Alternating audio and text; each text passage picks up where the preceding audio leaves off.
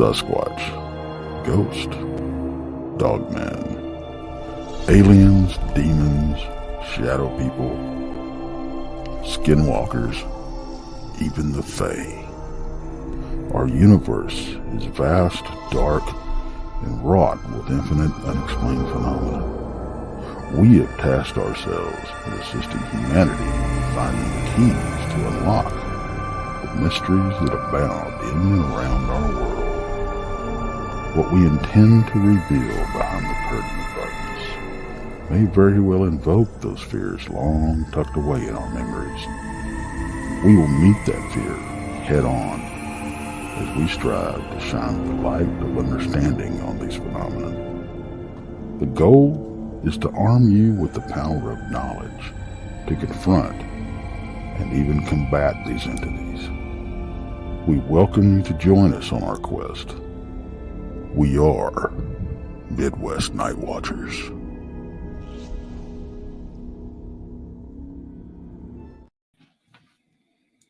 Hello, everyone. Welcome to Piercing the Veil. Hi, everyone.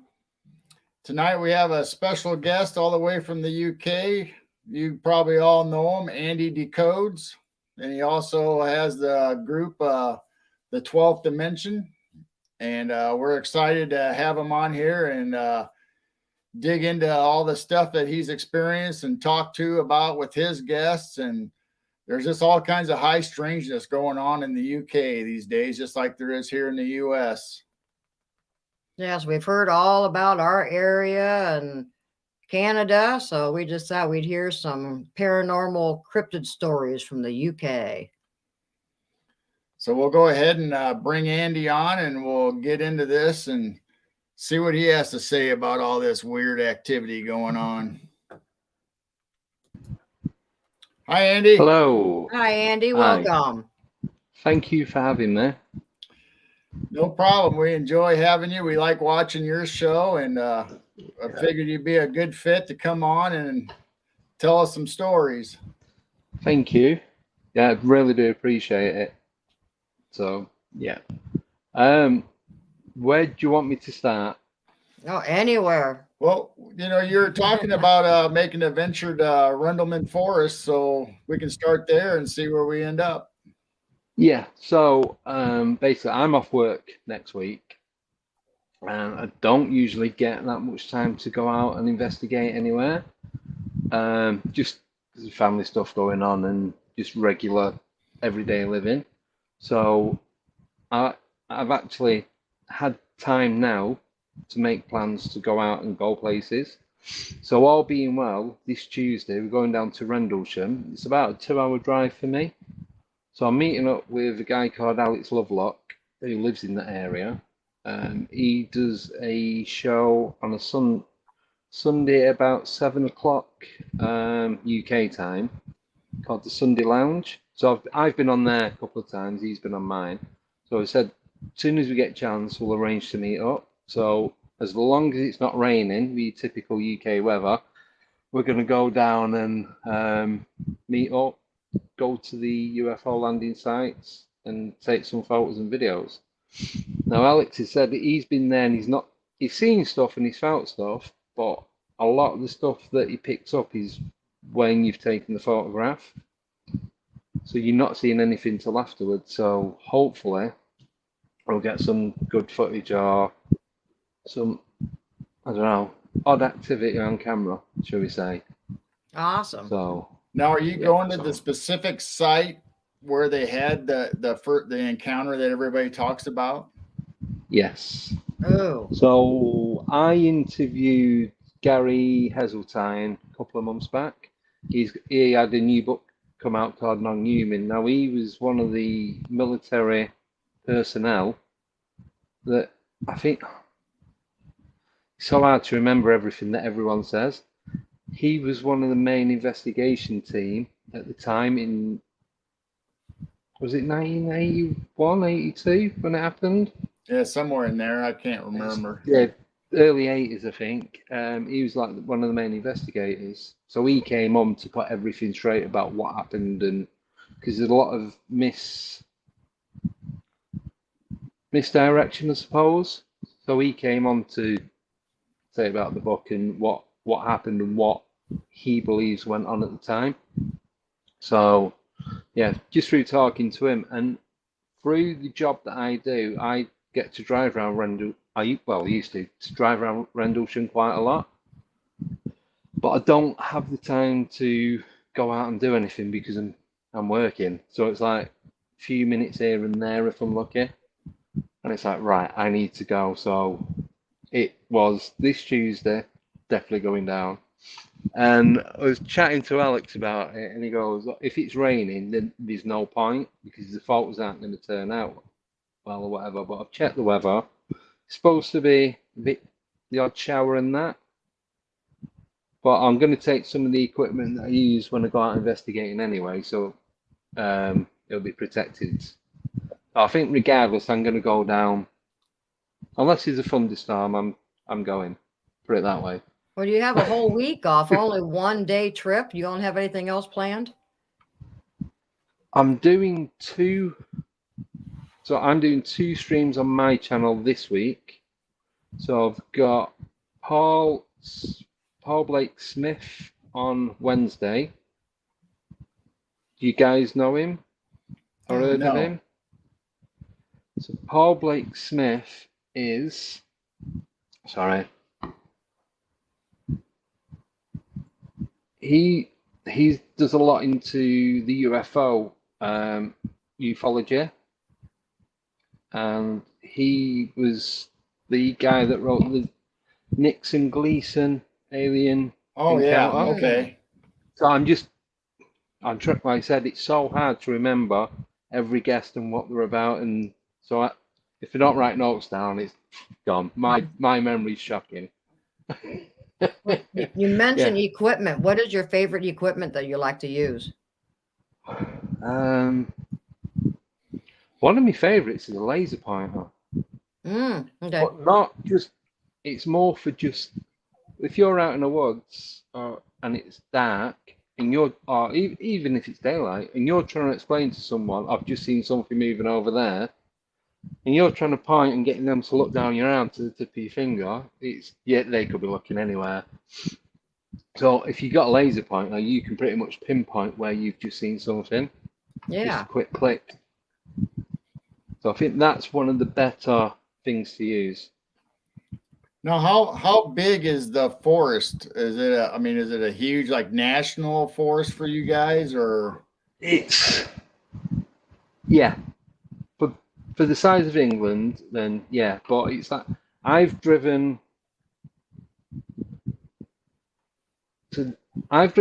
along it, and they have gates, and they're all numbered. But then every so often you'll get some farm or some flat land or a small village that splits it, and then it will start again a bit further on. And I think I drove, the longest point was about 12 miles, something like that. But then it's not straight, it's all curvy and what have you, and you got hills and everything, so. Right. But I didn't realise it's pretty much right on the coast. There's a place called Shingle Street. So that's an actual area, and that's where you go, like the sand dunes and where the sea comes in. It's like, looks a bit like quicksand and what have you, but then you go around and it is right on the coast. Wow. Now, I didn't realise how close it was. Was there ever any reports of like the forest being haunted or incidents before the famous UFO incident? Do you ever remember anybody talking about it? I've never heard of it before then. So, because I'm not from that part of the UK, that's in southeast, and I'm from the northwest. So it's like I'm from there, and Brenda comes down there. So it's like one side of the country to the other. But I'd heard of it, but it wasn't big on my list. So it wasn't until I moved to the south that I got to know more about it. So what can you tell us about the incident itself? Have you been studying it, and like obviously you've been talking to people that's been there or reported it? I know there's the when and there's getting the photos and that, and it happened. It was Christmas Eve, Christmas Day, I think Boxing Day, from what I can remember. Don't hold me to the dates because I Right, might be. right. I know it was around Christmas week, and there's a few people that encountered it, but then there wasn't really a lot of information ever given out about it, and it. I'd heard bits about it, but didn't really take any of it into account. I was busy doing other stuff. It's like, even though I've seen UFOs and had a couple of encounters, it wasn't at the top of the list, if you know what I mean. Mm-hmm. Now, if I remember right, I think it's close to a military base, right? Yes. And they were out on Woodbridge. on patrol, and they saw the lights coming through the trees. Yeah. So you got Woodbridge Air Base or military base, and it was all kind of in the air. But once you go on Tuesday, I'll be able to. I can message you and give you more information. I can update you on how far from the base the landing site was and all that, because I know I actually delivered to that military base with me where I work. So I've been on the base a couple of times, but where the landing site was to where the base is, I honestly couldn't tell you. Okay. But it's a big place. Wow. Yeah, that was quite spectacular for that area to have something like that and to have the military involved. And they came right out and was talking about it right away. Yeah. Yeah. Unlike our Roswell, where they kind of talked about it and then tried to cover it up. Yeah. But it's like with Rendlesham, I spoke to a few people and not many people have heard about it. Wow. They've heard of Rendlesham, but no one can kind of like relate as to why they've heard of it. So it's one of them, I think. Well, you mentioned Just how it seeing goes. You mentioned seeing UFOs yourself. How old were you when you saw your very first UFO? The first one that I recall, I was I'd say about 9. Wow. Between the ages of 8 and 10. I got my first push bike for Christmas. And I grew up on a housing estate. There's about 100 houses. So you had the main road going straight up and all the little avenues coming off it. And it was Saturday afternoon. I was riding around on my bike. It had been raining. So at that age, I'm just riding through all the puddles and splashing and all that. And then I'd gone round to the next street down on the same side as where I lived. So I just stopped and just looked straight up. I remember seeing metal nuts and bolt. It was two-tone, I suppose like gunmetal grey. So the centre bit was like darker, and then had the outer bit, but the outer bit had like little holes, like a pepper pot. I'd say either 6 or 8 circles on the outside, and I was just sat holding on to the handlebars, just looking straight up. I couldn't tell you how long I was there. It could have been, and I always say this, it could have been 2 minutes, it could have been 2 hours. Mm-hmm. Wow. Because the rule to come in then, at that age, was when your dinner's ready, if it starts raining, or when it gets dark.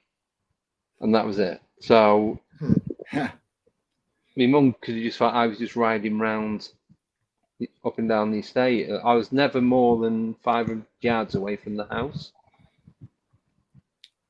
Yeah, the first time I ever experienced anything like that was I was young and we always played together as neighborhood kids. So I was across the street from our house and we were playing wiffle ball, which is, the plastic bat and plastic ball, so we didn't bust any windows out of anybody's houses, Yeah. And when I looked up in the sky for whatever reason, I saw what looked exactly like the Starship Enterprise. I mean, I'm not Wow. kidding. I mean, exactly. And I said something to my friends, which, you know, our neighborhood kids, and they all looked up. And we all hid behind the bushes staring at this thing until finally it was just gone. We didn't see it leave. Yeah. We didn't. I think we were all hiding and talking to each other, you know, and every time we peeked up, you know, it was there. And then Wow. the last time we peeked up, it was gone. But they all saw it Really? too. I was going to say, did everyone see it? Hmm. Yeah. Wow. Yeah. Do you So think that was a it's- screen? What's that? Do you think that was like a screen memory or like a cloaking device? It could be. Yeah, I don't, you know, up until that time, I don't really know if I ever saw, you know, the Star Trek. But, you know, growing up remembering it, then I think, okay, that's exactly what it looked like. Yeah. Hmm. That's pretty cool. Yeah, it was definitely different. I mean, at first I thought it was just a plane, you know, but it was just there. It wasn't going anywhere. It wasn't doing nothing. It was just right there in the sky, not moving, not doing anything, no sounds, nothing. Nothing. How long was it there for? Probably a minute or so. I mean, I don't really know exactly how long it was, but I mean, Yeah. long enough for us to dive behind the bushes at their place and Hmm. keep looking up every little bit. But you didn't hear a sound. Nope, no sound whatsoever. Did you Well, hear a sound same. with yours? Nothing. Wow. At first, I thought I'd heard something for me to stop and look up. So there could have been like a slight humming noise, but I didn't hear any engines because where I grew up in Manchester, we was on one of the main flight paths. So at the back of the house, it was just fields for miles. So a lot of time, if it's late at night or it was really bad weather, I'd stand at the bedroom window and just watching the planes circle, waiting to land at the airport. So I knew, obviously, growing up, what the different planes were. So I knew it wasn't a plane. And there was also an aerodrome only a couple of miles away, and they used to have an air show on every year, and they'd have the like the B-52 bomber, the red arrows, and all that kind of stuff, and they'd have Concorde flying over and all that kind of stuff, and Spitfires, biplanes, and what. So I knew, and at an early age, I knew a lot of the different types of aircraft, and this was like your typical flying saucer. Wow. I don't ever remember there being a noise coming from it. Yes, this was my incident would have been in the early 70s. So, Yeah. I mean, there really wasn't much going on as far. I mean, there was commercial jets, you know, and regular planes. So, but there was nothing that looked like that whatsoever Right. No. that would even be able to tell you what it was. No, I think I see more, like I said, the Spitfire and the biplanes because they'd practice a place called Barton Aerodrome, and they'd do a lot of practicing on the build up to the air show each year. Excuse me. So you get used to them engine noises. Mm-hmm. So me and my brother, because I had an older brother, and we go, oh, we can hear a Spitfire, and then we'd run out and try and see where it was. And we couldn't always see it because of the trees and the houses or what have you, but we knew it was there because we could hear it.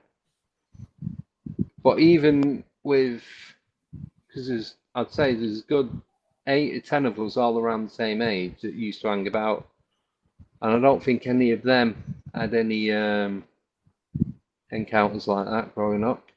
No one ever said anything to me, but then I never said anything to anybody else. To me, it sounds stupid even now. It just felt not at the time. It felt normal. I never thought. I didn't ever think afterwards, like even a couple of hours, a couple of days after, that was weird. That was not normal. It just felt. It was an everyday occurrence, even though I knew it wasn't. Now, in any of your incidences, have you had any missing time? Marty from the Nana Boss brings up about, you know, feeling of missing time and huge blanks. Well, this is a strange one. So obviously, you know Jessica Jones. Yes. Yes. So she's been on the show a few times, and I asked her, would she do a remote view for me? And I Oh. give her a couple of coordinates, one from around that time, and one from when I was telling you about the other thing that happened when I lived in Milton Keynes in Buckinghamshire.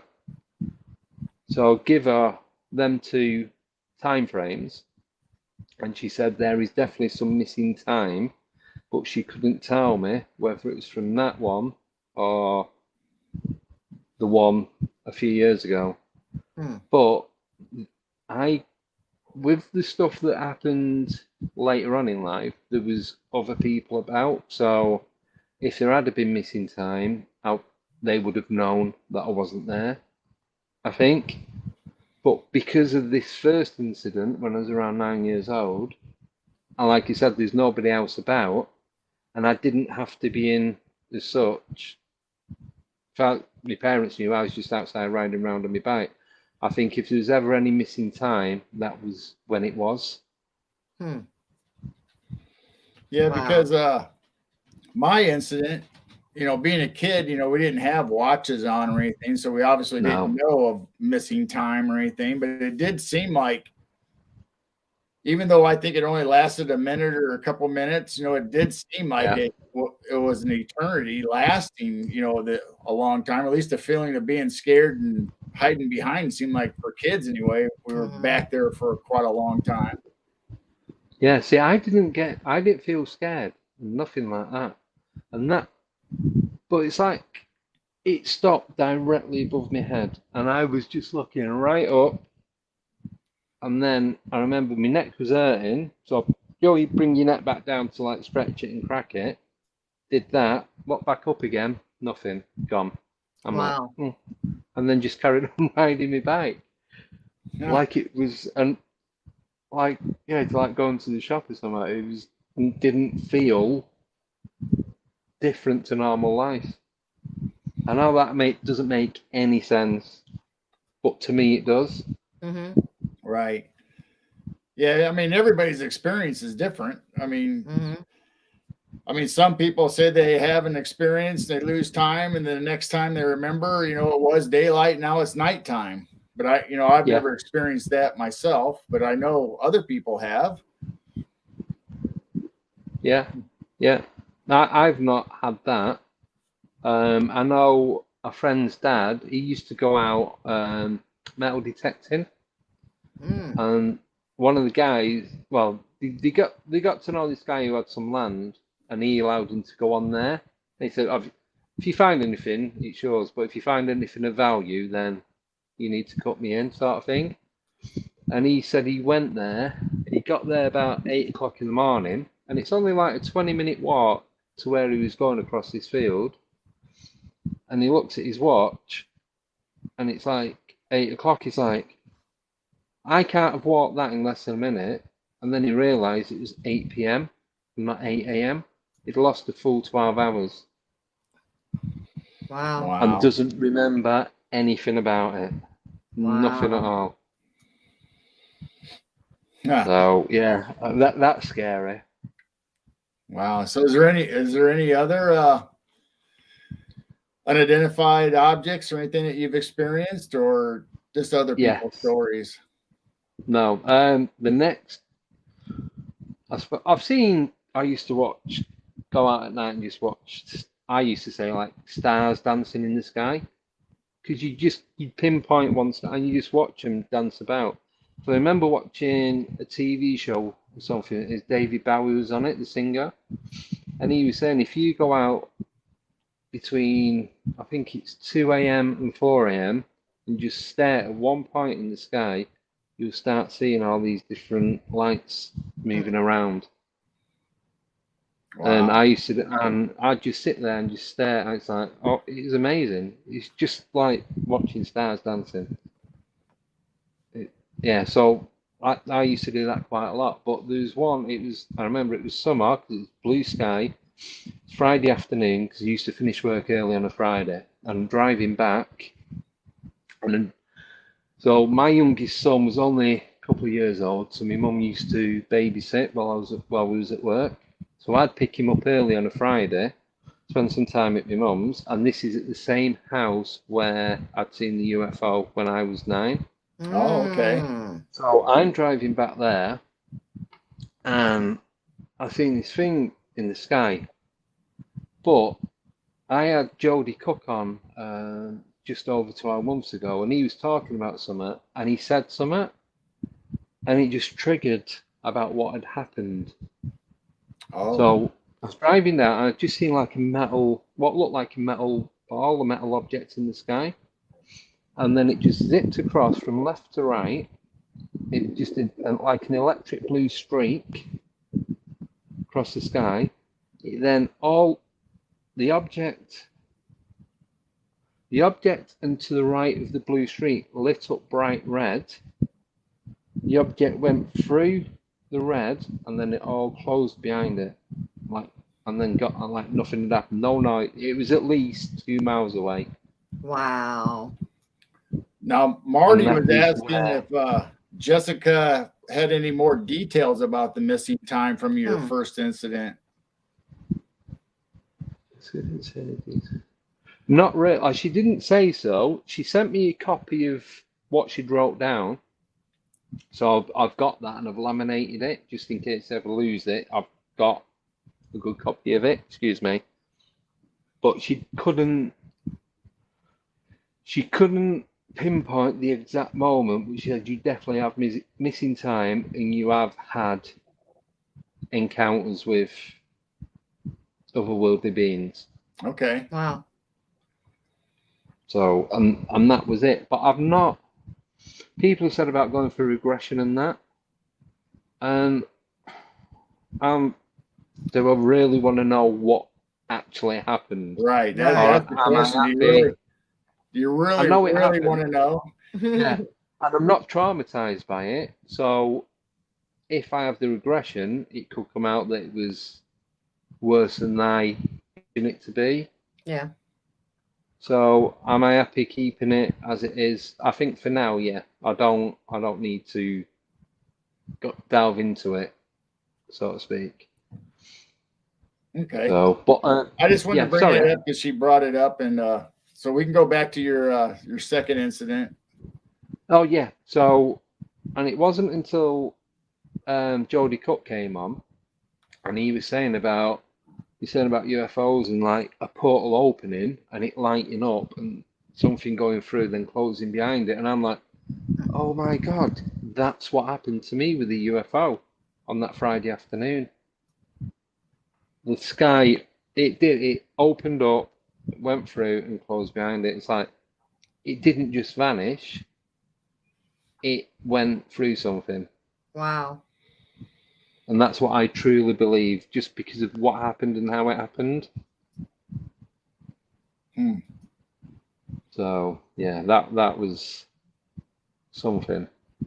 Yeah, that's pretty cool. Now, how old were you when you saw that one? Just recently? No, I wish I was about 28, so about 30 years ago. Okay. Yeah. Wow. Oh, sorry, I was about. No, yeah, about between 24 and 28. So it was around, I think, 1995, 96. Okay.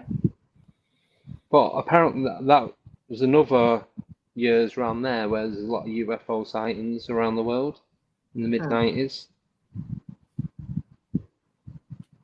Yeah, that was a pretty intensive time. Seemed like there was reports everywhere. Yeah. So do you feel like there's a lot of reports of UFOs over in the UK area? Yes. Okay. Yeah. And apparently the place where I live, part of like Northampton, there's a place called Kettering. That's supposed to be a big UFO hotspot. And I only know of two people from this area that have had any UFO encounters of any kind. Wow. So, and I've not really seen anything. I've seen stuff, but I couldn't say, yeah, that's definitely extraterrestrial craft or anything like that. I've seen the lights moving. It's like it could be a drone, it could light aircraft. You don't know. Right. So Now, is it still pretty hush hush? Do people not really like to talk about it? Or is it more out in the open now in the UK like it is in the US? it is now. It has been for quite a while, really, but a lot of people just either they don't believe or they refuse to believe it. But I can understand that if you've never had anything happen to you, you've never encountered anything, or you've never noticed anything, then I can understand why people don't believe it. But when you're having stuff happen to you pretty much on a regular basis, then you can't not believe it. Yeah, because I think now, like even in the US, that all this attention has brought it forward that more people are telling their stories or starting to come out and tell it. They're not being necessarily, labeled as crazy or anything like that. People are more accepting now. Like, okay, I want to hear what you have to say, especially since everybody, including us, have started all these podcasts. People Yeah. like are starting to open it up more and be able to tell their stories. Yeah, well, that's one of the reasons why I started, because I was going out doing live investigations. I just thought I'd just go different places and see if we get anything on film. And then that was kind of like the first bit of lockdown, and we was just coming out of lockdown. Then we went straight back in, and I thought, oh, typical. I thought I don't want to stop the channel. I've just started doing it. I've just got everything set up, ready. The website, excuse me, the Facebook group, all that kind of stuff, and it was all set, waiting for me to decide exactly what I was going to do with it all. So then I thought, right, I'll start getting guests on and interviewing people, and then kind of like.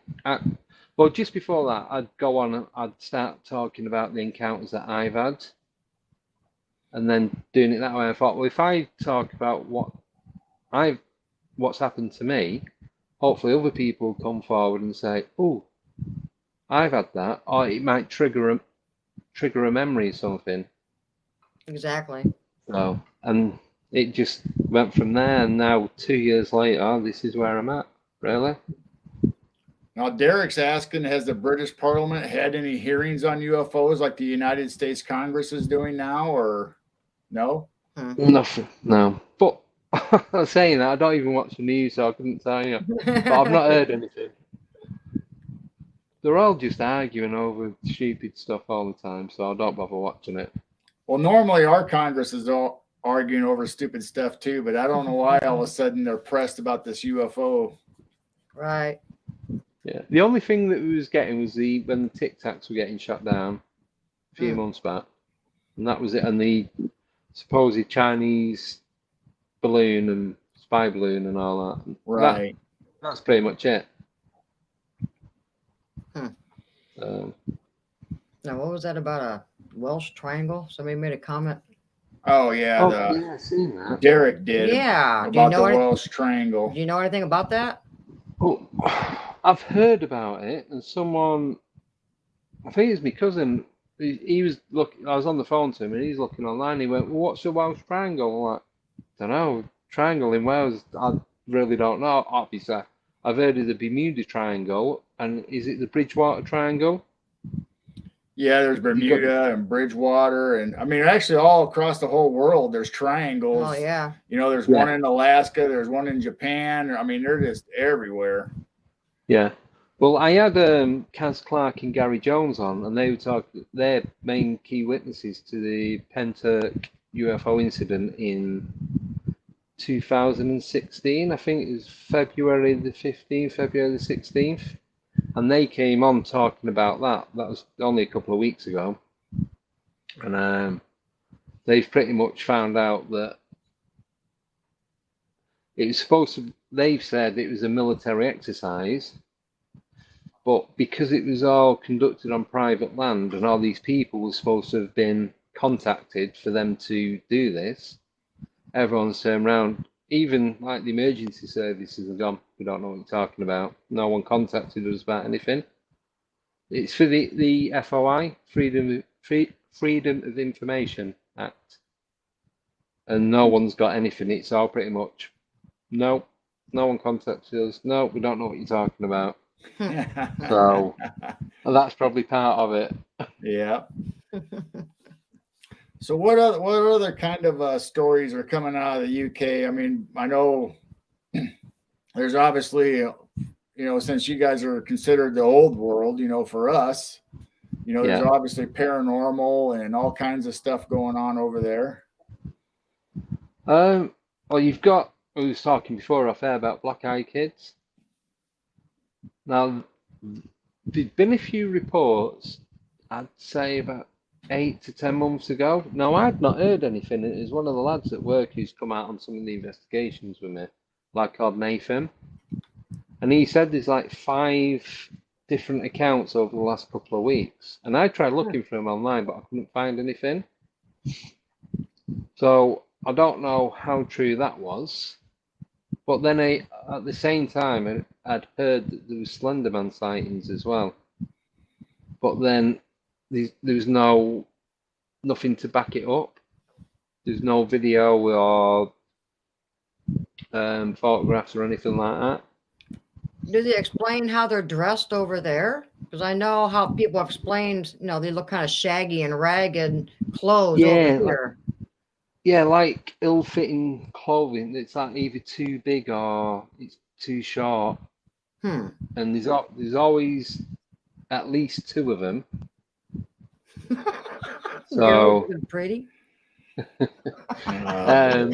Thanks, William. The weird thing is with them, see, I don't class them as vampires, but the old vampire law of they ask if they can come, that they have to be invited in. Right. Yeah. So is it some kind of new age vampire?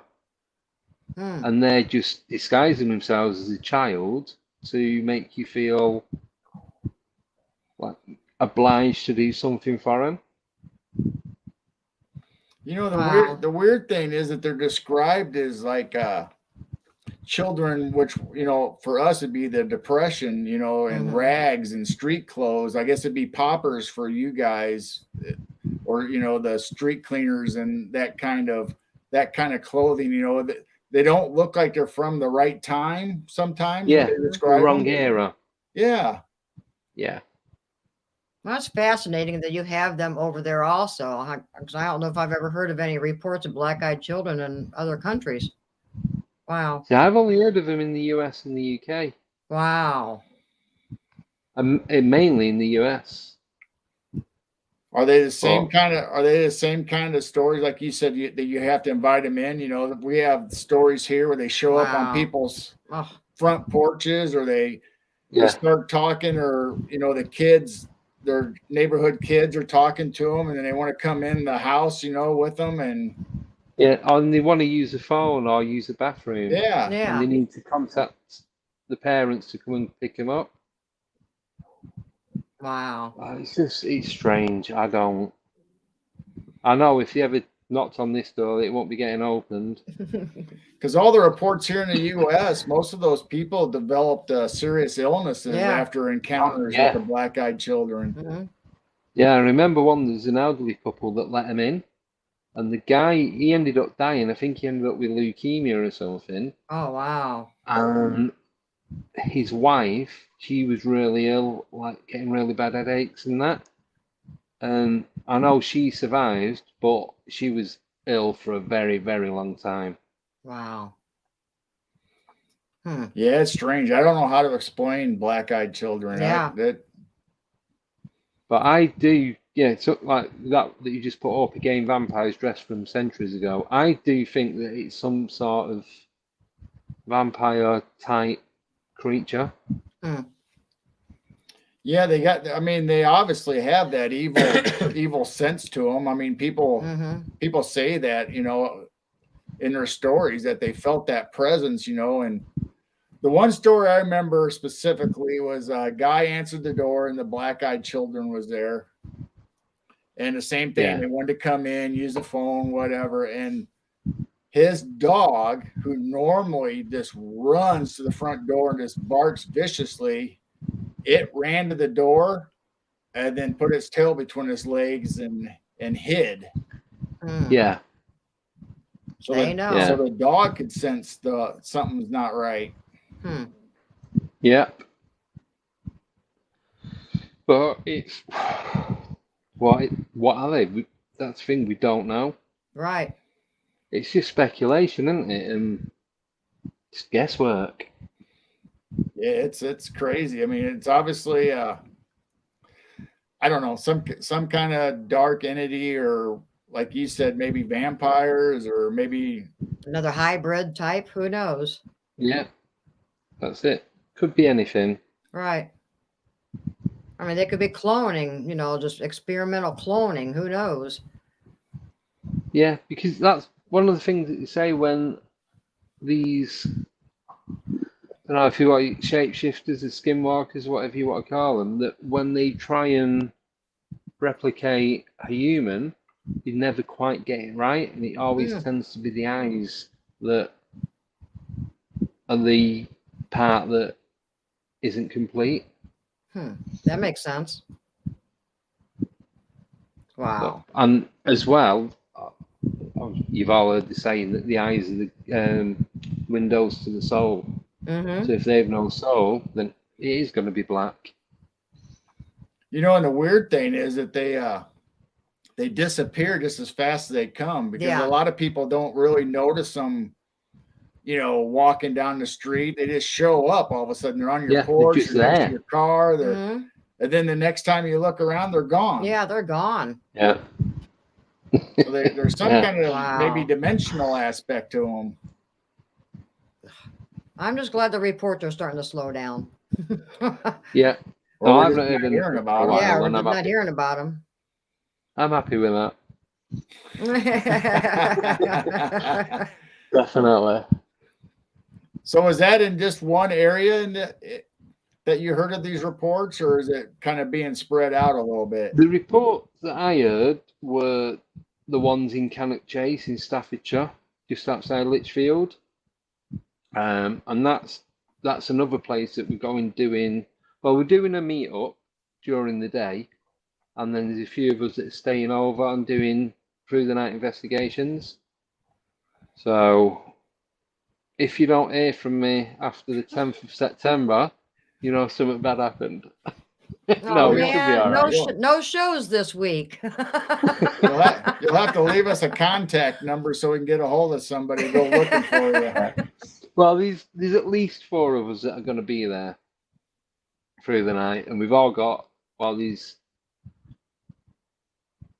going to be 2 vehicles going, and taking not all the equipment that you use for investigating, but the ones what I'm going to use for that particular type of investigation, because you've got the old German cemetery.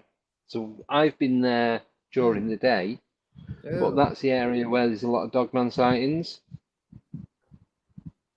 Wow. So even during the day, we was off work for the week, me and the missus. So I said, do you want to go to Cannock? She knows about it, because obviously talk about this, but it's not really her thing. But she supports me in that, and happy, and we're not doing anything else, she'll come along. So I'm doing a live stream, only like half an hour, and walking around the cemetery. Now there's only us 2 there. It's probably, I think it's a Wednesday afternoon or something, about 2 o'clock. The weather, I think it was January, and it was cold, but it wasn't damp or anything like that. It wasn't wet, like been raining. But there's nobody else about. And that was strange on its own. And then as we come out of there, we drove down and we went past the tower where the old airbase used to be. So I just thought, that's where I'm going next. Cool. So. Now, where are the dogman sightings? You mentioned dogmen. So they're around the German cemetery. So these are like POWs, prisoners of war. So there's a lot of the dogman sightings around that area. So I'm kind of, I want to go, but I don't really want to see one, if you know what I mean. Yeah, I don't really want to see a dog man either. I mean, the subject's interesting, and I know, Yeah. you know, like we talked earlier, you know, you want to believe in all this stuff, and I believe everybody's stories, you know, what they experience, but I don't know if I Yeah. really want to see one face to face. Right. No. If I do, I want to be going.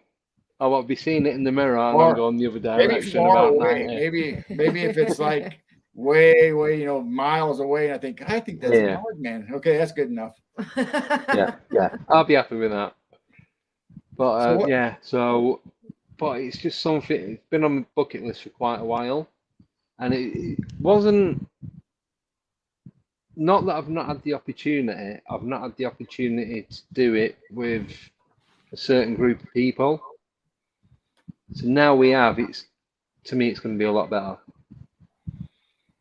So do you have any stories that you can tell about dogmen? What are people reporting? Oh, all sorts. There's, like I said, a lot of them around the cemetery. So this is the thing. Are they guardians of the cemetery? Are they protecting the soldiers from I think it's the First World War. Without, I'm sure it was the First World War. But one of my theories was because obviously, no, sorry, it was the Second World War. Because of what Hitler was doing and all the experiments and that, was he creating some sort of hybrid? And these soldiers that was killed on UK soil and they were buried in the cemetery, was the person buried some sort of experiment, and then this dogman hybrid thing has come looking for where their actual body is buried, and that's what they're doing? Or are they there to protect the dead as some sort of guardian? See, I've thought that too. I've thought, okay, either somebody's practicing black magic and they're connected to this dog man or whatever this entity is. So when they die, they gravitate towards where their body is, and you know, just like you hear a regular canine, you know, when their master dies, they they want to lay on a grave and they want to stay there. They feel that presence still. Yeah. But no, I thought that for quite a while now, just with the stories that I've heard from like the Second World War and what Germany was doing with the scientists and all that and what they was trying to create. Did they do some DNA splicing and mix matching part dog, part human and using them as some sort of super soldier? Yeah, I've heard stories that they used them for World War II, you know, used them as soldiers. So there's always that talk around here in the US, you know, in the community about, you know, Dogman was a scientific experiment. Now, whether there's actually flesh and blood, just Dogman, and then there's the ones that they experimented on, or did they create the Dogman? You know, there's still that kind of going back and forth on that. We'll never know. Were they here before us? Yeah. See, I think Bigfoot was an indigenous person or indigenous people. Yeah, definitely. Well, you hear so many stories, especially from like the natives of whichever country, and this goes back thousands of years, of these hairy bipedal creatures that roam through the forests and fields and whatever, obviously mainly at night, and they'd leave offerings for them so that they wouldn't attack the villagers. So it's I mean, obviously, you know, this like UFOs and aliens have been here for forever. I mean, way before our time, before our grandparents. I mean, there's this encounters and stories of them all the way into the biblical times, even before that, probably. And so, you you hear about, Bigfoot and Dogman. There's stories going way back with them. And then you have in the UK, where Frankenstein and werewolves and vampires, all those stories came out of. So all these cryptids, I think, have been here forever as far as we're concerned. Yeah, definitely. Yeah. But then, are they just out of our frequency and that's why we can't see them all the time?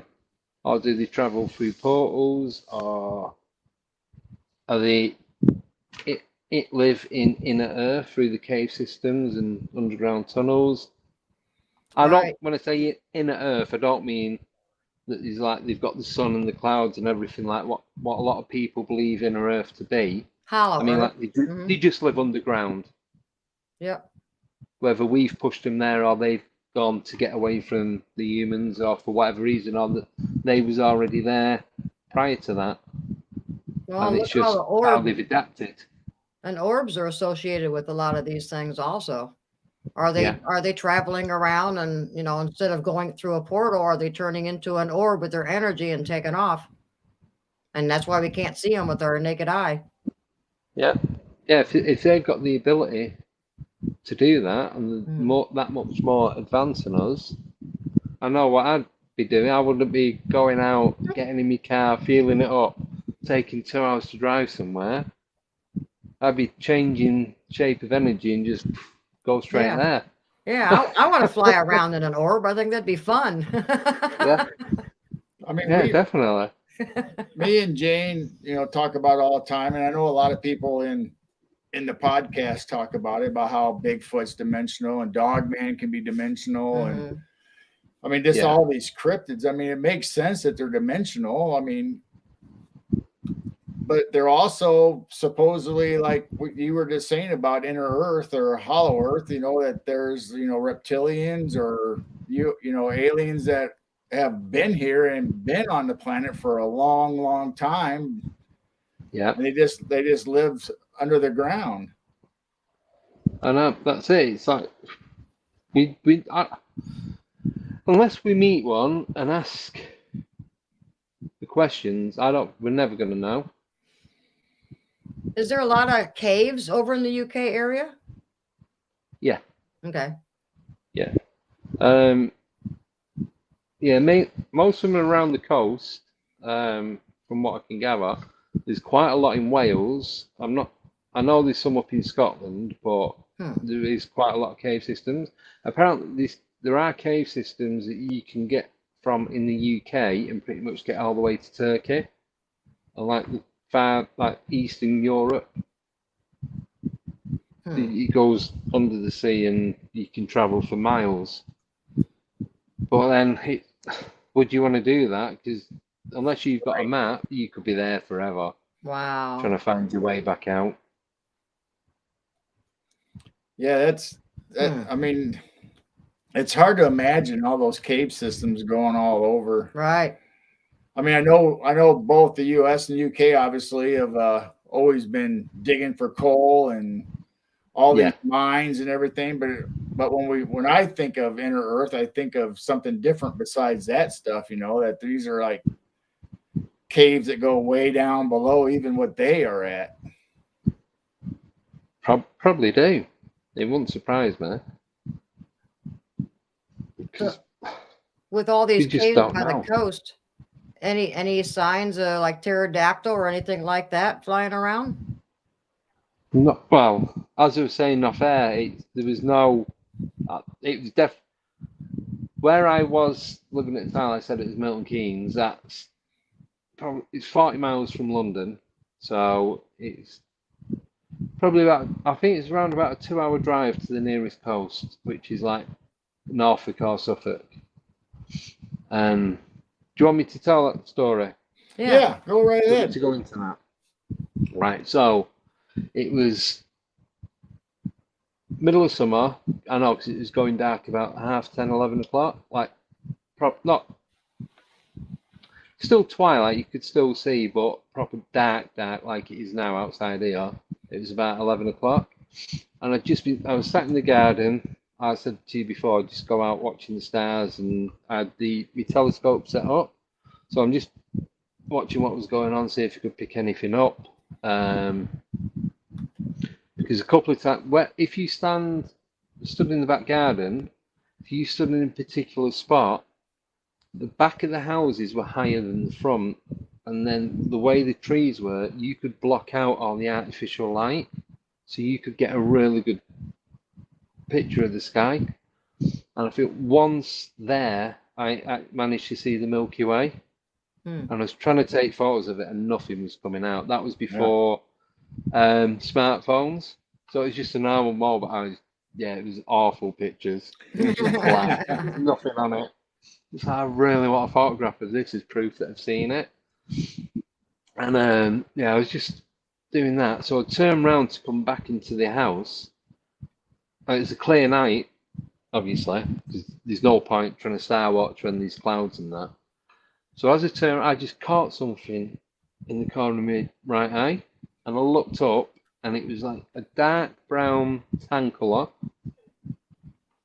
and it was just above the line of the back of the houses. So it's like the houses were all, there's no gap between them. It's just 8 houses in a row.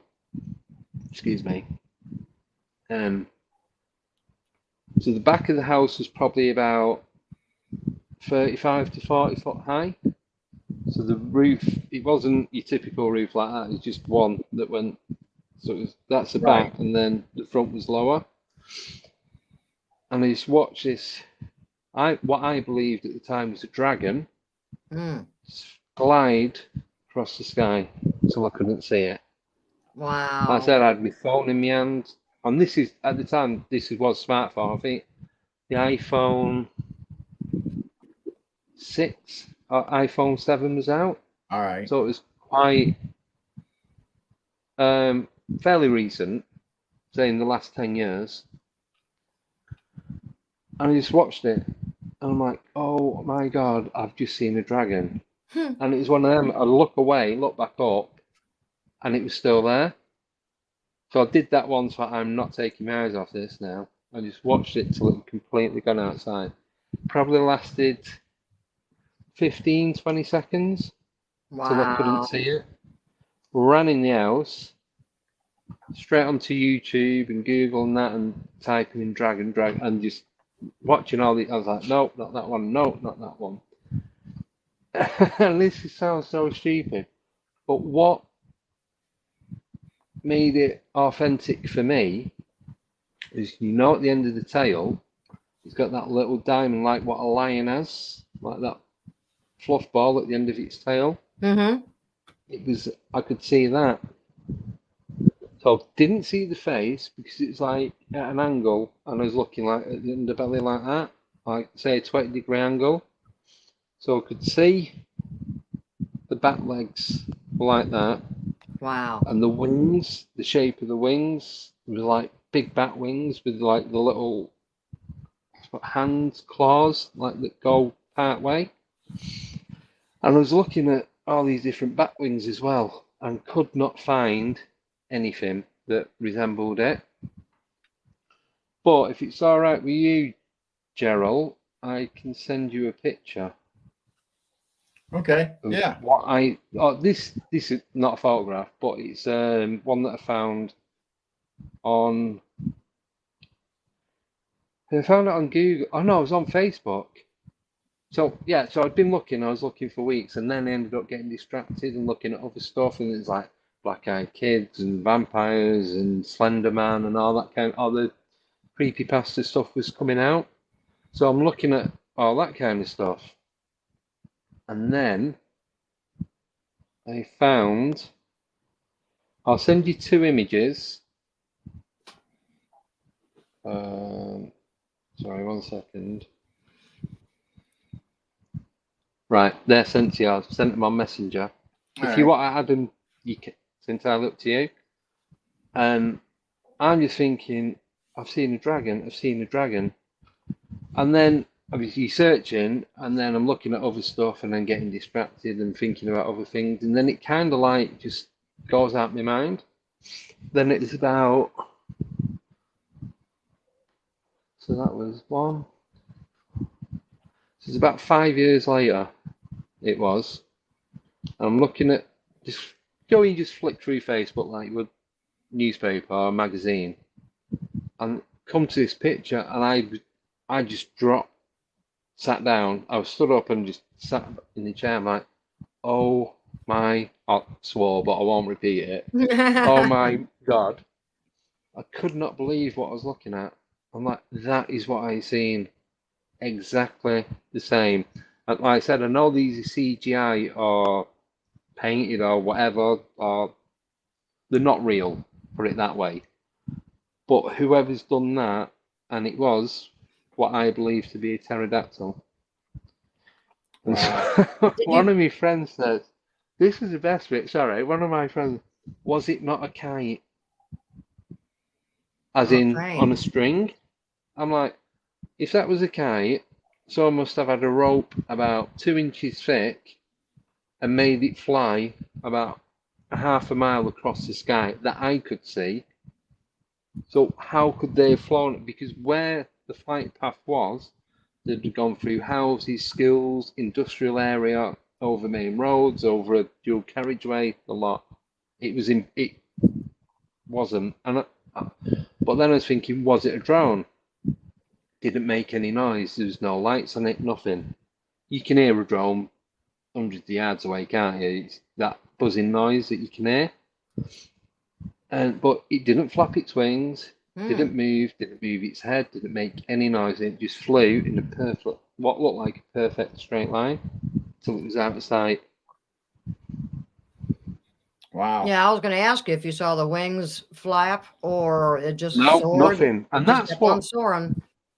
And that's what kind of made me think, what was it really, a dragon or a pterodactyl? It didn't flap its wings. And I did my first podcast interview where I spoke about that.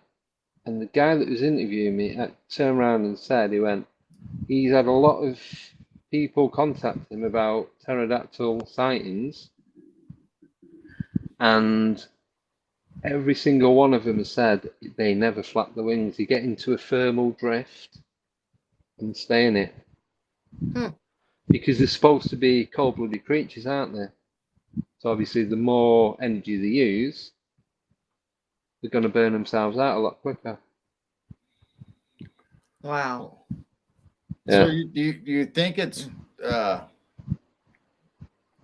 a Thunderbird sighting? It's definitely, I mean, I'm looking at the pictures.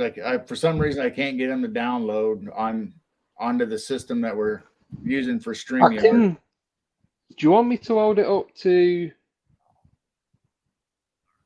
Well, I have the pictures. I just can't. I just don't know. We're on a different system we're using, so I don't know how to transfer them over to the computer we're using right now. If you go on overlay and add to overlay, that's what I try and do.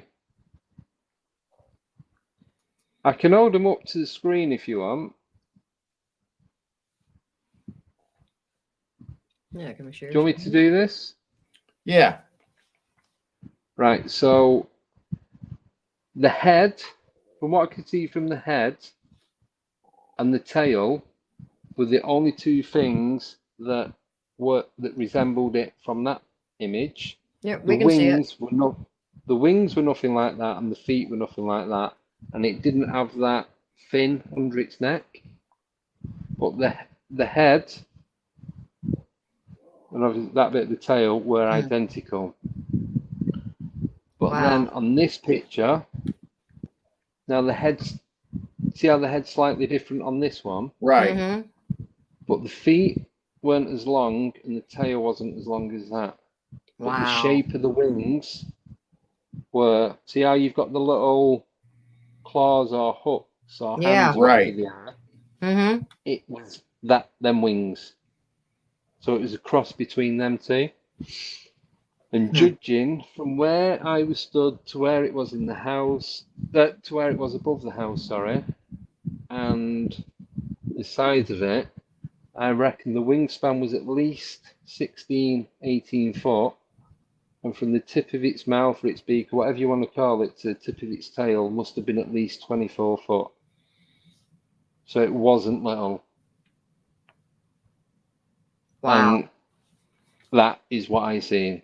And even now, I still can't believe I've been that lucky to see something. And a couple of people have said, did you not try and get its attention? Well, I didn't. And even thinking about it, it wouldn't have been the best move I've ever made. Right. Yeah, something that big flying and was. just swoop in and probably pick you up. Yeah, snack. It was 20 sizes bigger than me, but that was just it. Yeah. And like I said, I forgot about seeing it. And then that first picture that had shown, that was one that I found on Facebook. Excuse me. And it was like, I had to sit down. I was just sat there staring at this image, massive smile on my face, because like, that is what I've seen. You know, there's Thunderbird reports here in the U.S. You know, and you know, obviously the Native Americans have always talked about Thunderbirds.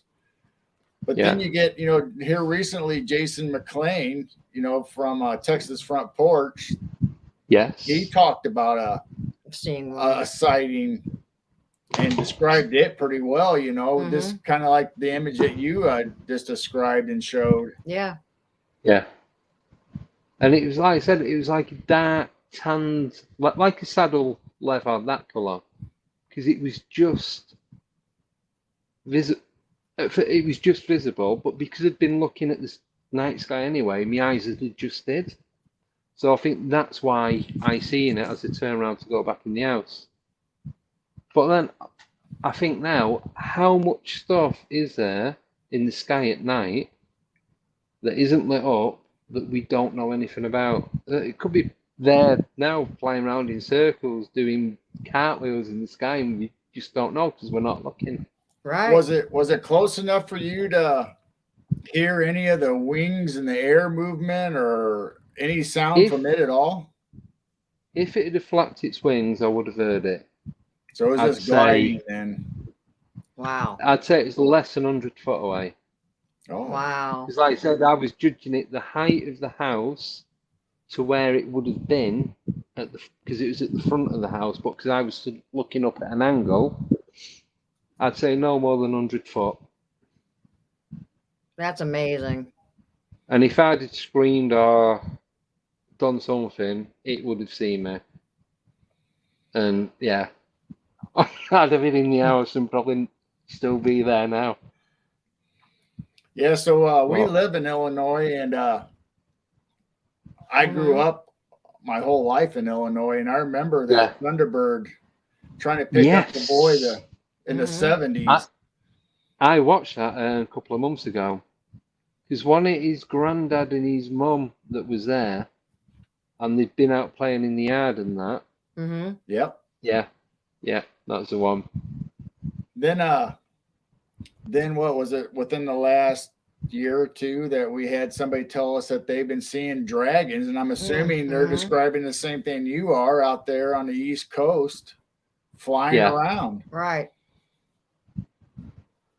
Yep.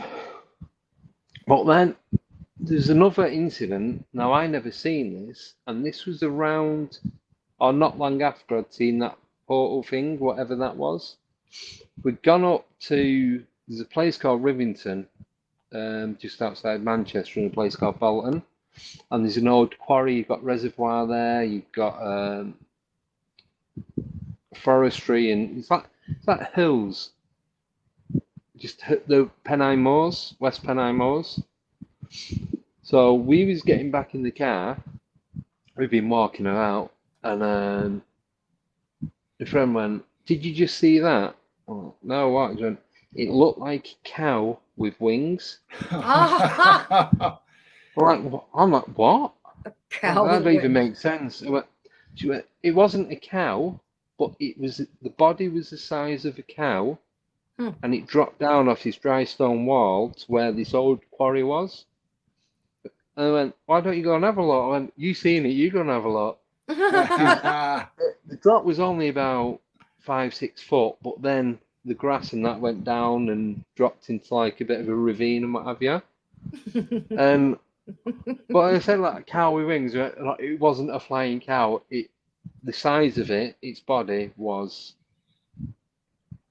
cow size. Wow. I'm like, no, I'm good. I'll leave that. The only time we So- see flying cows around here is when the tornadoes come through. I'm gonna say when there's a tornado. Cows. Yeah, it was just like, no, if you've seen that, I believe you. And that person they've never ever said anything like that before or since. I don't speak to them now, but I was friends with him for a few years, and they'd never mentioned anything similar to it. And it's not the sort of thing they'd just come out with for the sake of it. So you think she So- saw a dragon, but she kind of described it as a cow with wings?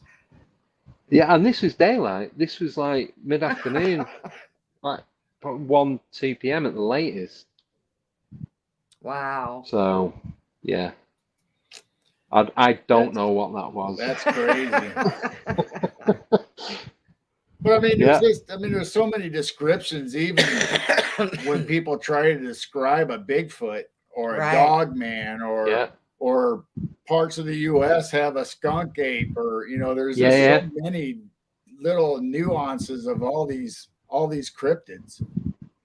But my take on that is you're trying to remember something that's happened. So not only are you trying to remember the timeline of what went on, you're trying to remember what it looks like where you was, what the weather was like, all the different conditions and the environment and all that. So I think the hardest bit is to remember exactly what the thing looked like. And your mind just gives you, it's like with pareidolia, when you see the faces in trees and clouds and all that, your brain is trying to put an image to what it is you're looking at. So I think that's a lot of misidentification from what it actually looks like to what you're actually looking at. Does that make any sense? Yeah, because I mean, like I said, everybody's experience is different.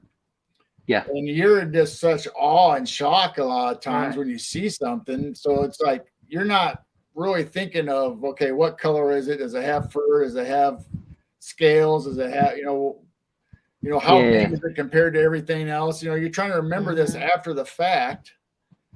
And you don't, if it's something you've never seen before, never heard of, you don't have a reference to tell people what it is or what it looks like. You're just trying to describe it the best you can.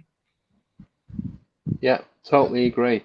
But like with the pterodactyl type thing, the only reason was that is because I've seen it for so long. I watched it until that was out of sight. It wasn't like when I've seen, I suppose, spirits or ghosts or that, it's only been a couple of seconds. They've like blipped in and blipped out, so you don't get a good description of them.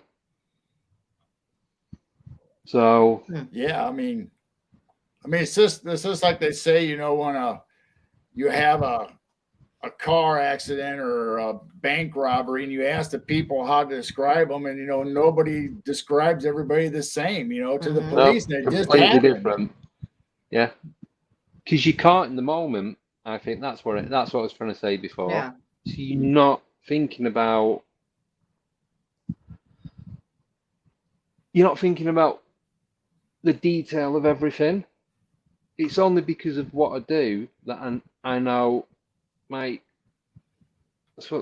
next instinct is, right, I need to remember the time, the date, the weather, everything about it. So I've got like a diary of what happened at that moment in time.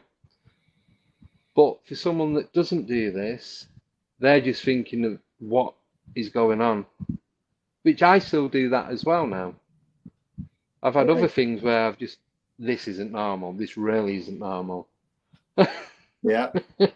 So, I mean, just like you did, you went and tried to find pictures on Google. I mean, we do that stuff too. Or we try to make a movie reference, because usually a lot of times people go, okay, I know what that looks like in that movie. So then you kind of try to describe it off of that. Yeah. Yeah, and it's just it's difficult. It really is. I'll tell you about another one, and this has got a bit of a thing to what you was just saying, Gerald. So I had a lot of stuff happen when I lived in Milton Keynes. Without going into too much detail, the relationship I was in at the time wasn't very good, so there's a lot of negativity. So I think most of that energy was drawing a lot of stuff that was going on. Now this one was in a shopping centre, and there's a few of us there, and we stood just outside McDonald's. It was Saturday afternoon, middle of summer, and it was really, really busy. So rather than going into McDonald's and standing there numbing and ahhing on what we was getting to eat, we thought we'll stand outside. It's one of them. It didn't have doors. It's where the windows are open. You can just walk in at any point. It was like that. So we stood there chatting, and no one could decide what they wanted. And I got distracted, and I could see a tall female, pure white hair and skin with blue, like, obviously, I'm guessing you've seen Game of Thrones. Mhm. Yes. The is it Nightwalkers? Yeah. Yeah. Yeah, with the crystal blue coloured eyes. Oh Right. yeah. That's what colour this woman's eyes were.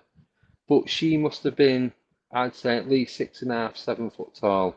Oh wow. Wow. But her skin, there's no exaggeration in this or anything. It was perfect skin. Well, that sounds like Pure white. a Nordic alien. Yeah. And I was just like, Joe, I can't, not in a trance, but I'd zoned out from everything else that was going on. And she was stood with two guys. Have you heard of the hairy bikers?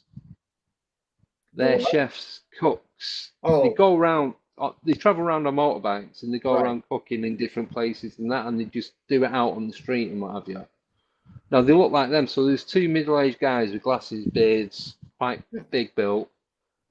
And it was like completely out of place, all three of them. But they were stood talking to either one or two other people.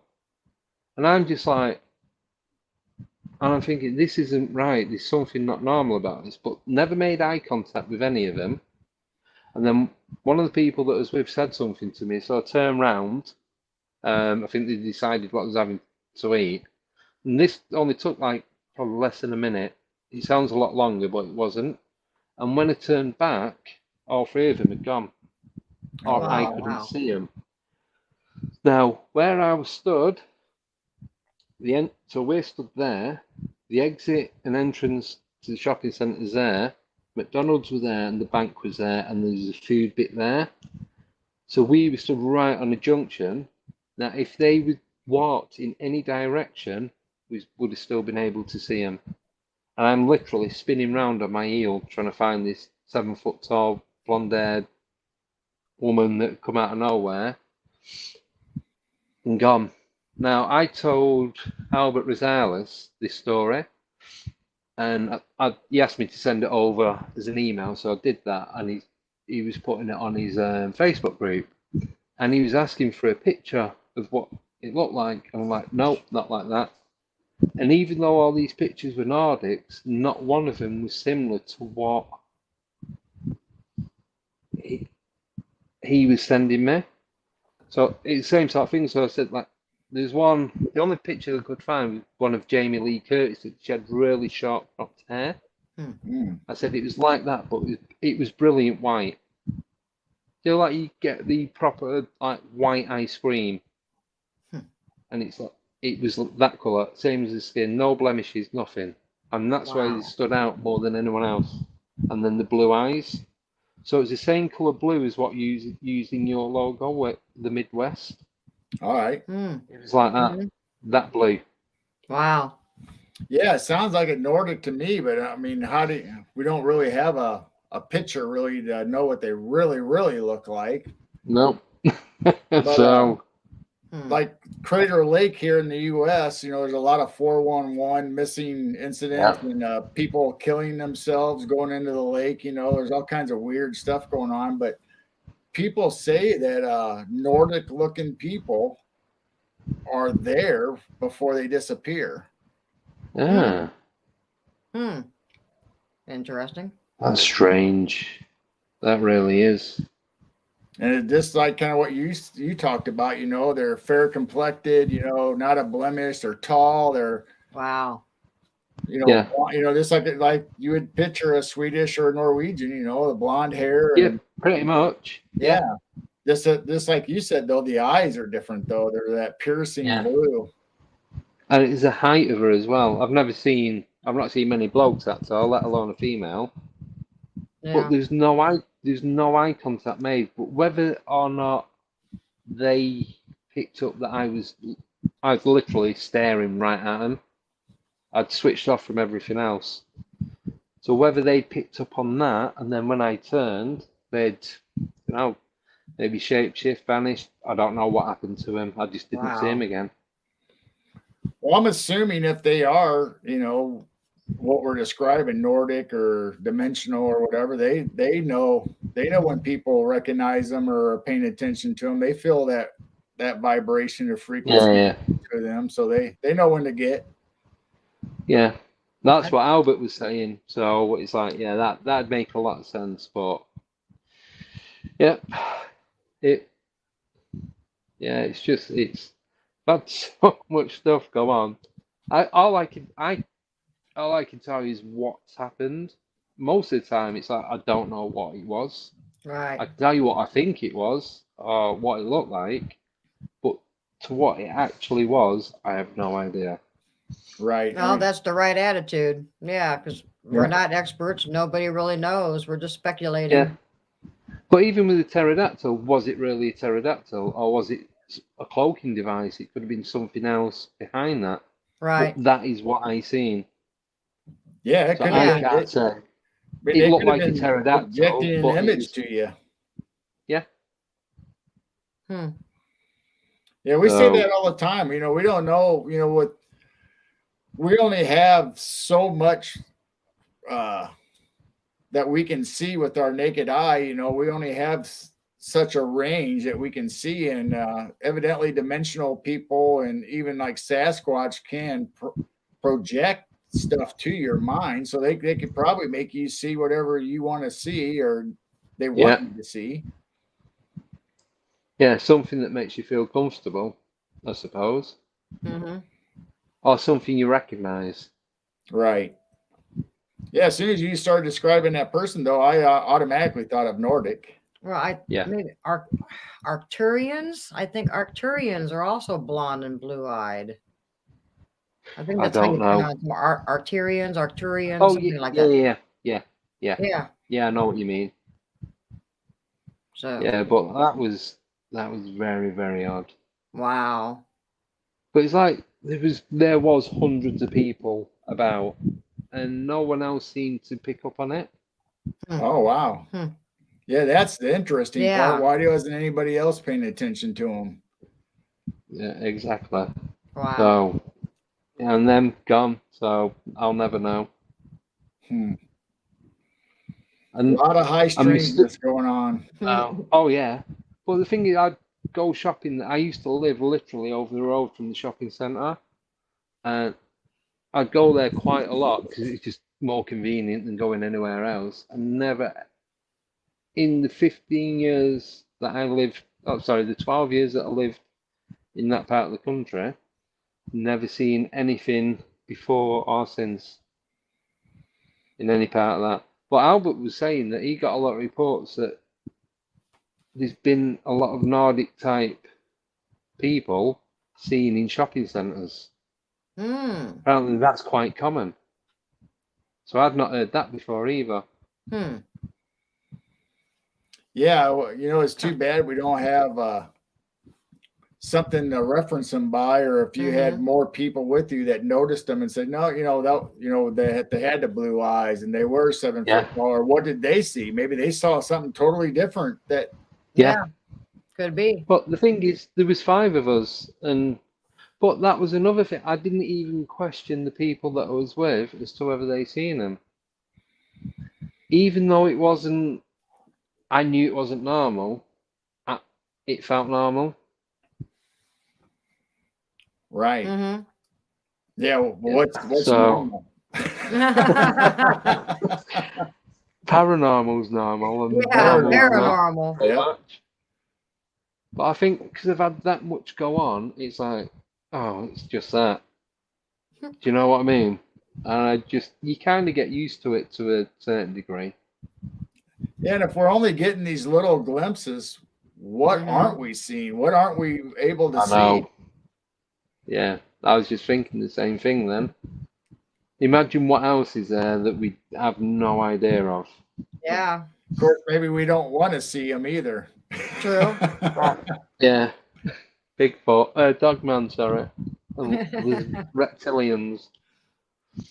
I mean, we always hear these stories, about the dimensions and, the veils getting thinner, and people are seeing on both sides, whether we're seeing into their world or they're coming into ours, Yeah. I don't know if I'm ready to actually see it full time, 24 hours a day of, everything around me, what's actually, okay, are they here in this dimension with us, but we just can't see them because we don't have that perception? Or, I But mean, then, is there demons Yeah. right here next to me, or is there angels right here next to me? wow.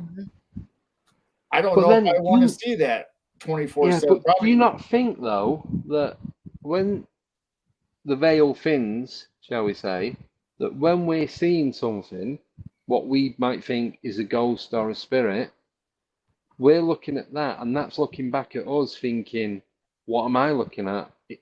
I ask this question quite a lot. Are they reacting the same way we are? And Right. who's that? Why is that person who's dressed completely different to how we dress and look different? And then next minute they've gone because it thickens again. Now you hear stories of them actually looking back at you like, uh-oh, she sees me. So Yeah. maybe they are just as shocked. Yeah. It could just be you both in that time shift at the same point. Mm-hmm. Yeah, so they're looking at us thinking we're spirits or ghosts, and we're looking at them thinking they're ghosts and spirits. Yeah. And if there's only certain, I suppose, dimensional shifts that happen on certain timelines, because a lot of it, I know it's thing on Facebook with the memes and that. Why do we all never see ghosts in Victorian clothing? Why do you not see them in hoodies and baseball caps? But then, could it be that time shift is the only bit that's thinner for us than it is for any of the others? Yeah. So it makes you wonder, we always say line. Doesn't mean it's a straight line. It Oh, could be no. wavy lines that come in at a point, go out, come in at a point, go out. Yeah. Mm-hmm. Yeah, could completely cross over, and Yeah. that's where the cross point is, Mm-hmm. where it's all happening. What a strange world we live in. It's getting more strange. Yes, definitely. And the more questions you ask, the less answers you get. I found that. Yeah, this one I try to figure something out or think, okay, maybe this kind of explains it. Then something else happens, like, well, there that goes. Yeah. Well, I used to like dead set on a certain theory or, a certain theory. It's like it's got to be that. Then someone else will give you a story or an encounter that somebody else has had. It's like, well, that's gone out the window. I don't believe that anymore. And my perception of everything would change every day. Oh yeah. It'd never stay the same. Every time we watch a podcast or have a guest like you on, we take little bits and pieces from what you say and try to add it to what we believe or what we think makes sense to try to make a bigger picture out of the whole thing. Yeah. And we're not saying anything we believe is right, but it's the only thing that makes sense to us right at this moment. Right. Exactly. Yeah. It's like a giant jigsaw, but you haven't got any of the pieces. And you've just got to put them in where you think they belong. Then to find out that my jigsaw puzzle is actually 3-dimensional. And then it's got bits in the side as well. Yeah, that sounds about right. But there's another one. So this is what I think it was. Someone told me Tex was talking about it, and BMR Rob about. Oh no, sorry, it was Barry Littleton. Hmm. About he came on the show. He came on with Jessica, then he came on his own, and he was talking about the trees, using trees as portals. Yes. Yes. Now, I'd been thinking about that for a few days, and it was constantly. I couldn't think of anything else. So you know when like they go out and they're doing the wood knocks, trying to communicate with the Bigfoot. Now, my thought was, what if they're not doing the wood knocks to communicate? What if they're doing the wood knocks to see what vibration or frequency that tree is running at? And if that tree can be used as a portal or some sort of energy shifting device, and that's what the wood knocks are. That would make more sense than communicating. Yeah. Because most people I spoke to, because Rob was telling about his Bigfoot encounter when he was out on the lake, he was saying that used mind speak. Now, if they can use mind speak, why would they be knocking on trees to communicate with each other? Right. Mm-hmm. It makes no sense whatsoever. We were, me and Jane, the same time that we heard Jessica and Barry talk about, they always disappear behind trees, so trees are like portals, or there's portals connected to trees. And we started thinking along the same lines as you about the knocking on the wood. Maybe they're activating the portal. Maybe they're waking up the elementals that are on the inside, the tree spirits that are in there, and they use them to transport, going into trees. Seeing what trees are active and which aren't, because maybe the energy shifts from tree to tree. I don't know. I'm just guessing, but that would make so much more sense than right. Do you know what I mean? It doesn't make any sense whatsoever. That because there's all the reports, obviously, that 1 minute Sasquatch or whatever's there, then the next minute they're gone, and it's usually when they go behind a tree, then they go around the tree and they can't find them no more. So obviously the tree and a portal and Sasquatch would go hand in hand somehow. Or a tree trunk. People have seen, that tree trunk just stood up and walked away. Yeah. Oh yeah, I've heard that before. But then, like we were saying earlier on, with the Native Americans and Native people to whatever land, that the Bigfoot, Sasquatch, Yeti, whatever you want to call them, have been part of the land. And I suppose they are as well, because they're all very spiritual. So it's all to do with natural energies. So if they're all part of that land, then they're going to have a direct connection to the trees, to the ground, and everything else that's going on.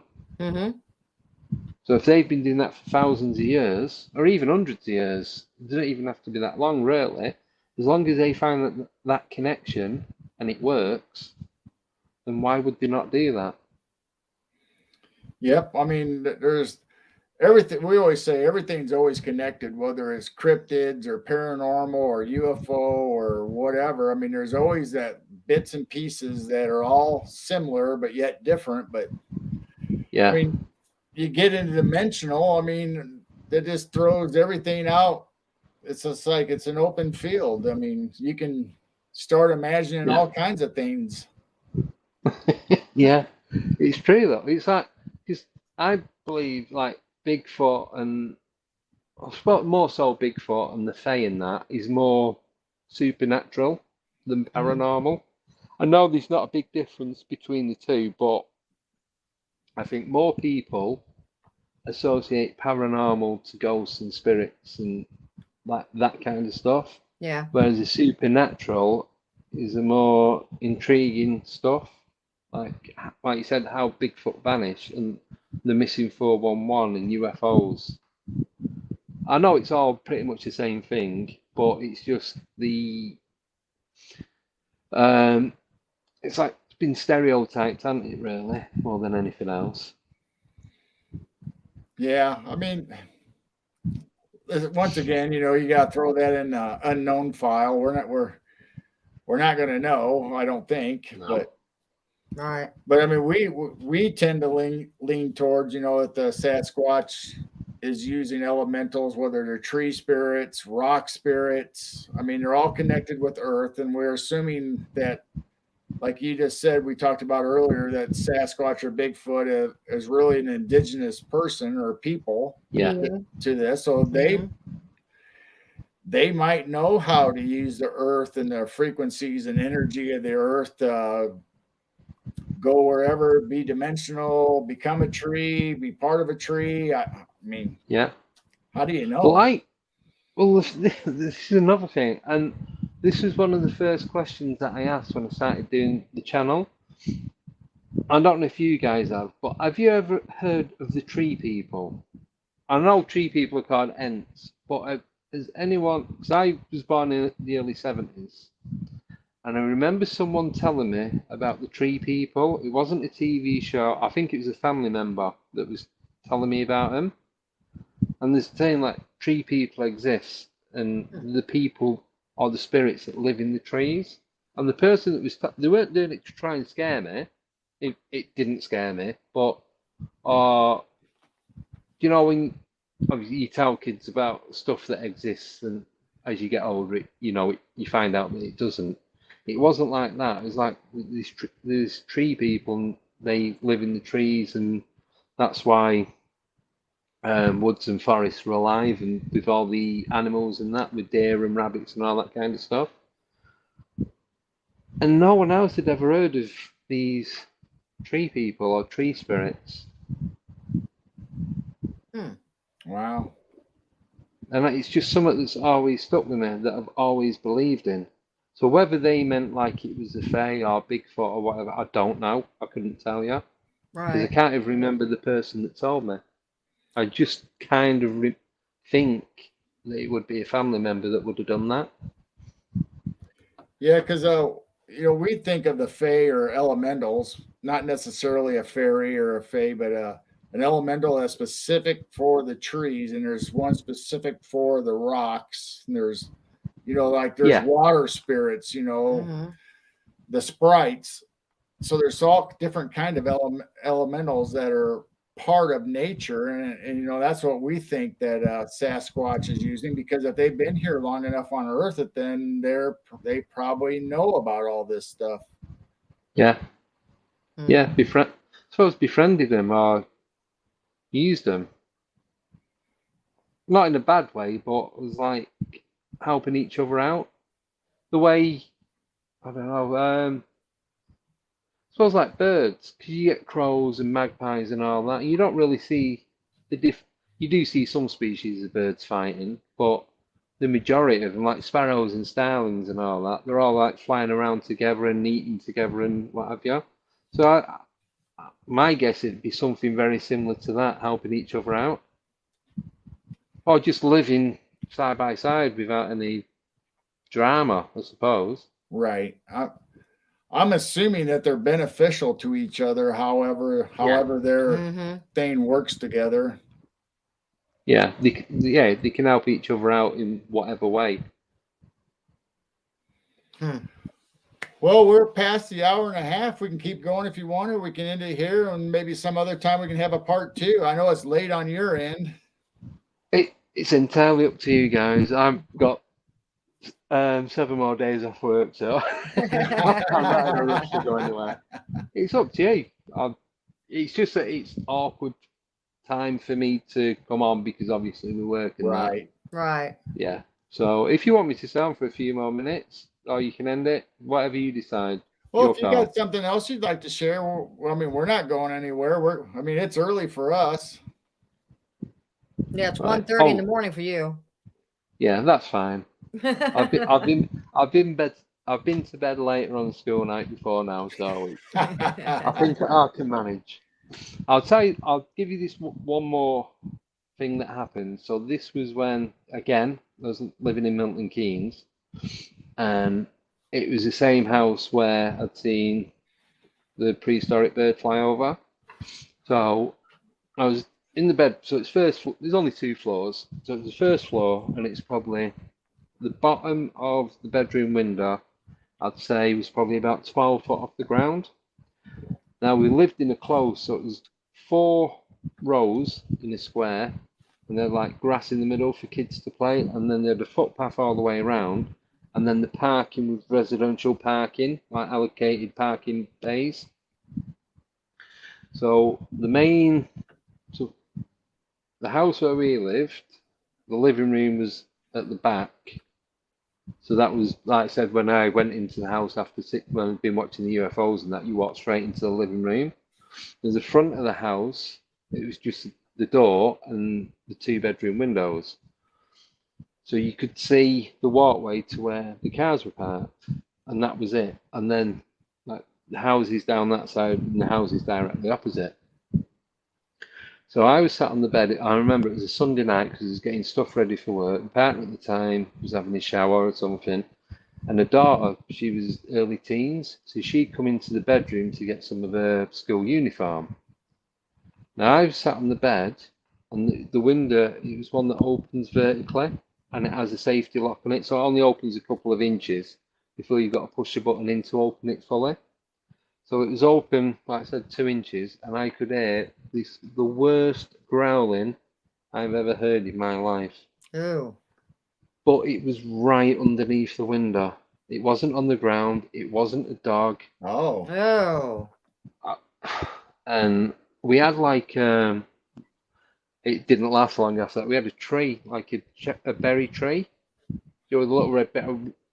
I don't know what berries they were, but they weren't, there's poisonous to humans. But I ended up cutting it down about 2 weeks after. And that came right up to the bottom of the window.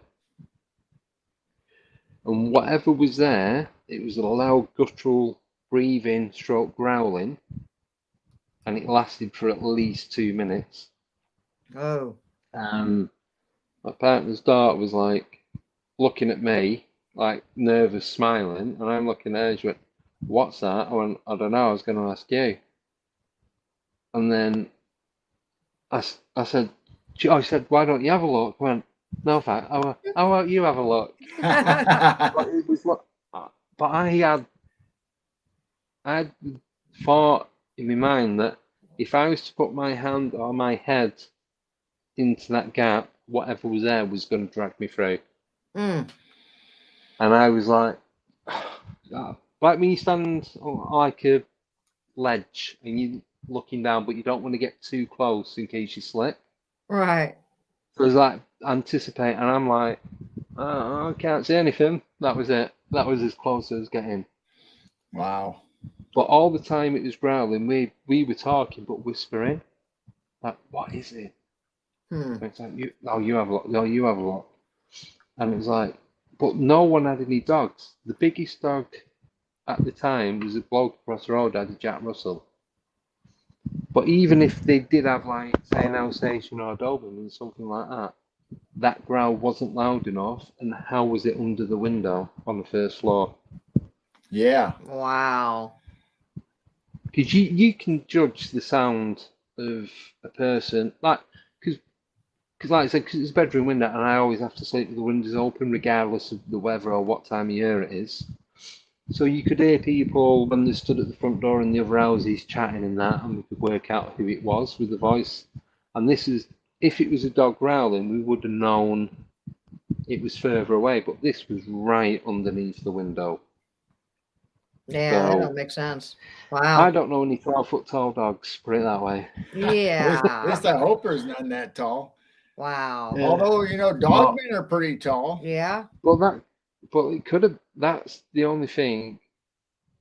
And I know there's no bears in the UK, not in the wild. And Sasquatch growls. But then, and I really don't know what that was because I refused to have a look because I just got if I have a look through that window, it's going to be the last thing I ever do. And you said it was a berry tree? Yeah, so it was like the little red berries. Yeah. I don't know. I know a couple of trees, and it stops at that. Because Sasquatch do like berries. Yeah, well, that tree didn't last much longer than that. It was only a couple of years old, and it's like, no, it's going. Wow. Yeah, because that's if it was crazy. something else and it had climbed up the tree, then but didn't Wow. hear anything. Didn't hear anything approach. Didn't hear anything move away. But you Wow. could clearly hear when people are walking up and down the path because it's closed in. It kind of echoed a bit, Hmm. Hmm. so you could hear if someone was walking away or walking towards. Now this is no rustling. There's nothing. Yeah, that's weird. Yeah, that is I weird. don't know what that was, and to be honest, I don't think I want to. But that was one of the weird things as well. So when Jessica did the remote viewing for me, right at the top of the page, she wrote, and I didn't tell her any of this because she's only ever been a guest on my show. Right at the top of the page, she wrote growling under window. Oh, wow. And Oh, unless now I have spoke about it on my show before now, I couldn't tell you what show it was on. Not got a clue. Unless she sat there and went through every single No, video that I've put on there, there's no way she would have known. no, wow. Yeah. that got sent to Jessica. Yeah. That she didn't search that out. No. That was the first thing right at the top.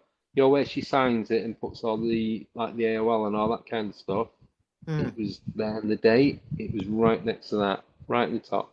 Wow. Yeah. She's an amazing remote viewer. Unbelievable, Mm-hmm. absolutely.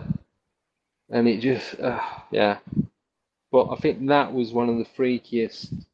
That scared me out of everything. Mm-hmm. That's probably the scariest encounter that I've had. So now that we've brought it up, how in the UK, how big are Bigfoot and Dogmen? Because in the US, depending on where you're at between the US and Canada, southern and northern, they change in height and how big they are. Well, I've heard anything between 5 and 9 foot. Okay.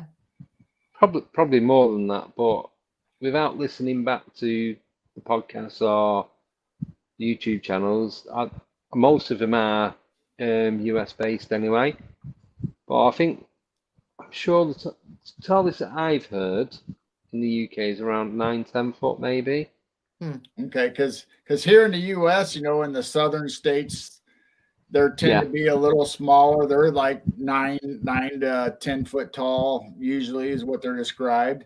But then if you get up in the wilderness into Canada and the upper US, yeah, there's people saying 20 foot tall. really. Wow. Yeah, but if they're not touched by modern man, then Mm. there's going to be no stopping, is there? Really? Well, the speculation is that when you get up into the mountains in the US and even into the tundra in Alaska and Canada, that they have to be that big and hardy to survive. And Mm-hmm. I mean, G-Search talks about woolly mammoths up there.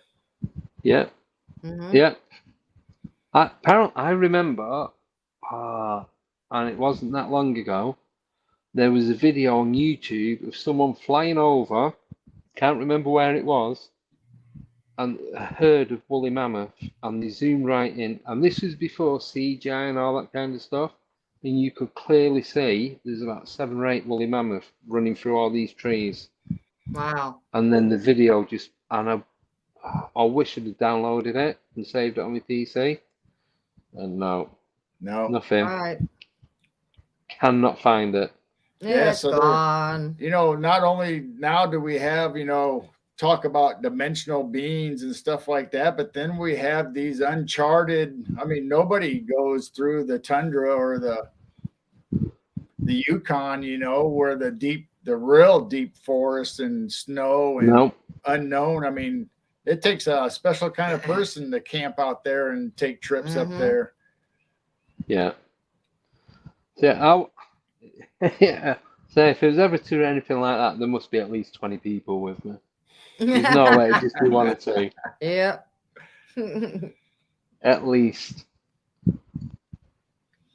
So. Well, I think we'll end it here, Andy. Yeah. It's been a real Yeah, fun that's and fine. pleasure to have you on. Just loved everything that you were talking about. I mean, that's Thank right you. up our alley. Yeah. Yeah. But like I said, everything that I spoke about is stuff that I know I've experienced, and whether there was other people there or not, I know what I seen at the time, but as to what it actually was, I really don't know. Right. Well, I appreciate you sharing all this with us. No, thank you for asking me to come on. I appreciate that. Yep. Well, and chat, we're so thankful that you're here. You know, we love each and every one of you. Catch us. I guess we're going to start doing our midnight shows again, which is actually Wednesday night, but actually falling into Thursday morning because he don't get home till midnight. That'd be like what, 6 in the morning for you? Yeah. 6:30 in the morning. Yeah, so Yeah. we have the piercing the veil on Sundays, obviously, and Yeah. Wednesdays we have the Night Owl Lounge, Yep. where we just concentrate on the chat, whatever the chat wants to talk about or bring up. That's what we're talking about. Or we'll show some of our UFO videos, and we just kind of sky watch together, and we just have a lot of fun. We took a few weeks off, and so a few people were starting new shows on Wednesdays, and Tex Front Porch and Daniel Diva, her new show would end pretty much when we're starting. We just we took a break for a couple of weeks. So she's moving down to a earlier time. It kind of frees us back, and we went, okay, let's just kind of start doing our midnight shows again. Oh, so when you doing that? When you starting that one? It would be this next Wednesday, actually Thursday morning. 12:30 a.m. 12:30 Thursday morning. Yeah, 12:30 a.m. Central Time. 6:30 for me. I'll get up early this week. So it'll be Thursday. Yeah, Thursday morning when you wake up, we should be on. Yeah. I'll set the alarm, so I'll have it right in front of me. I promise. You'll see me in the chat. All right, and then we'll see everybody again next Sunday, and we just appreciate everyone showing up. And please go to Andy Decode, subscribe to his channel. You guys would absolutely love his show. It's just right up our alley, just like everyone else in this community. You talk about anything and everything. And your Facebook is 12 Dimensions, right? 12 Dimensions. Yeah, 12th dimension. Yeah. Yep. All right.